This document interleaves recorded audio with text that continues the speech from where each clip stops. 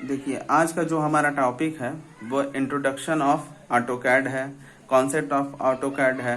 ठीक है, तो हम पहला कॉन्सेप्ट समझेंगे कि कॉन्सेप्ट है क्या ऑटोकैड का। तो देखिए कॉन्सेप्ट सीधी सी चीज़ है कि आप ऑटोकैड के सॉफ्टवेयर को किस किस डिपार्टमेंट में किस किस तरीके से आप यूज कर रहे हो, सीधी सी चीज़ है ये।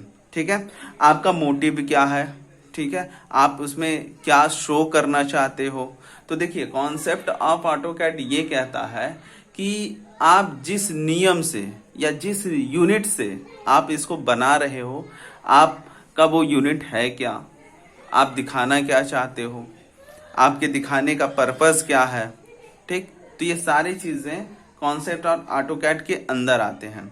जैसे मैं बात करूं सिविल इंजीनियर की, ठीक है, तो सिविल इंजीनियरिंग डिपार्टमेंट में एक सिविल इंजीनियर किस तरीके से यूज करता है, जब भी अपने पैरामीटर्स को सेट करता है तो वो फीट इंच में लेकर के सेट करता है। जैसे ही 12 इंच से एक्सिस जाता है, एक्सीड जैसे किया, वो तुरंत किस में कन्वर्ट हो जाता है, आपका फिट में। ठीक, मैंने आपको पहले भी बता रखा है और पहले से यूट्यूब पे भी मेरी वीडियो है जो कि आप देख चुके हैं। अगर कोई डाउट हो तो आप वहां से भी आप देख सकते हैं, या तो मैं लिंक डिस्क्रिप्शन बॉक्स में दे दूंगा। ठीक है, तो यहाँ पे जो कॉन्सेप्ट है वो किस में चूज करेंगे सिविल इंजीनियर्स, फिट और इंच में। मैकेनिकल वाले छोटे पे काम करते हैं। अगर किसी छोटी चीज या छोटी चीज पे जैसे नट बोल्ट हो गया, ये सब चीजों में हो गया, तो वो एमएम में ही काम करेंगे। अगर जैसे कार की भी बात करूं, अगर कार भी डिजाइन करना रहता है तब भी वो उनको एमएम पे ही काम करना रहता है। उसका वजह क्या है, मैकेनिकल वाले इसलिए एमएम यूज करते हैं क्योंकि उनको एक्यूरेसी 100% चाहिए रहता है। जरा सा भी लेफ्ट राइट का छेद अगर आप कर रहे हो किसी बॉडी के अंदर, ड्रिल कर रहे हो, तो दाएं बाएं नहीं होना चाहिए, एग्जैक्ट उसी पॉइंट पे होना चाहिए। इसलिए ज्यादा एक्यूरेसी हमें किस में मिलती है, एमएम में मिलती है। क्लियर है। अगर एरोनॉटिकल की बात करें या एरोस्पेस की बात करें, ठीक है, तो वो भी लोग इसी तरीके से यूज करते हैं, वो भी लोग एमएम में ही यूज करते हैं। अगर कोई कैलकुलेशन लगाना हो जैसे फिजिक्स टाइप का, तो इसमें एक साइंटिफिक करके भी आता है, साइंटिफिक आप चूज कर सकते हो, जिसमें आपको कॉस थीटा और ये सारी चीजों से चलना रहेगा। अब बात करते हैं एरोनॉटिकल का। एरोनॉटिकल में भी ये होता है कि रॉकेट वॉकेट आप बना रहे हो और उसकी क्या कैलकुलेशन है, तो वो भी साइंटिफिक, फ्रैक्शन और मिलीमीटर वाले में या डेसिमल वाले में आपको मिल जाएगा।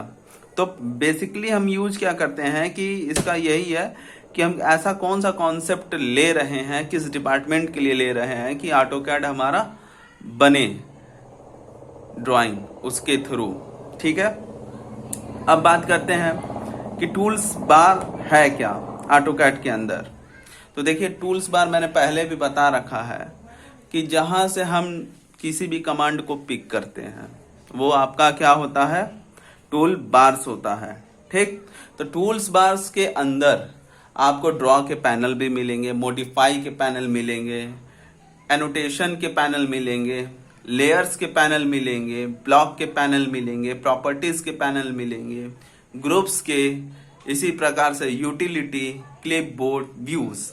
ठीक, अब जो आपको होम स्क्रीन पे ये सारी चीजें मिलती हैं, जरूरी यही नहीं है कि वही केवल टूल बार है ना, ये आपके होम पे मिलता है। लेकिन अगर आप इंसर्ट या जो टाइटल ब्लॉक पे अगर आप इंसर्ट पे क्लिक करते हो, जो होम बटन के जस्ट बगल में होता है, तो वहां से जो आपको इंसर्ट मिलता है, ठीक है, एडिट एट्रीब्यूट मिलता है, क्रिएट ब्लॉक मिलता है, डिफाइन एट्रीब्यूट्स मिलते हैं, ठीक है, ब्लॉक एडिटर मिलता है, attach file, clip file, adjust file, ठीक है, जिसको रेफरेंस पैनल्स के नाम से जाना जाता है, पॉइंट क्लाउड के नाम से जाना जाता है, इंपोर्ट भी जाना जाता है और डाटा भी जाना जाता है।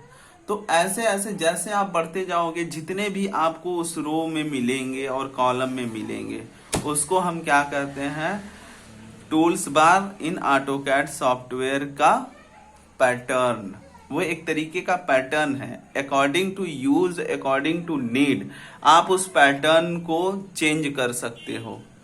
ठीक है, ये टूल्स बार्स के अंदर ही होता है। और दूसरी ये जो आपको आइकन पे दिखते हैं सीधे सीधे in front of your eyes, ठीक है, एक इसको भी कहते हैं कि ये टूल बार है। और दूसरी जिसको कहते हैं जो हमें दिखता नहीं है, जो माउस के साथ होता है, उसको फ्लाई टूल बार कहते हैं। जैसे माउस का लेफ्ट बटन और राइट बटन होता है, उसके बीच में स्क्रॉल बटन होती है, ठीक है, और आपके स्क्रीन पे दिखता है एक प्लस का साइन जो कोऑर्डिनेट सिस्टम को फॉलो करता है और कोऑर्डिनेट को भी रिप्रेजेंट करता है, ठीक है, तो उसको फ्लाई टूल्स कहते हैं, ठीक है।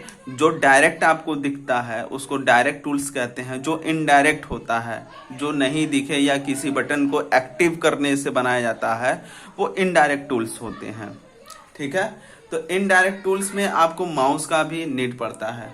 अच्छा, जो राइट साइड में टूल बार होता है उसको नेविगेशन टूल बार कहते हैं। नेविगेशन टूल बार मैंने आपको बताया था, जहां से पैन, जूम ये सब होता है।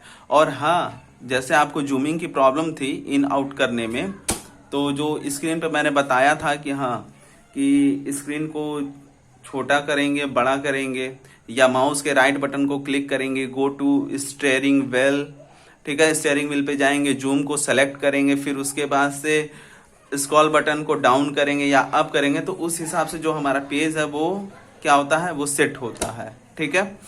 तो वो भी मैंने बताया था। तो यूज कर रहे हैं इस तरीकों से। इंट्रोडक्शन यही था, और भी मैंने बता रखा था आप लोगों को। अगर कोई डाउट हो तो आप तो पूछ ही सकते हैं फोन करके। और ये 2 टॉपिक है, इसमें अगर कोई दिक्कत हो तो आप हमें बता दीजिएगा।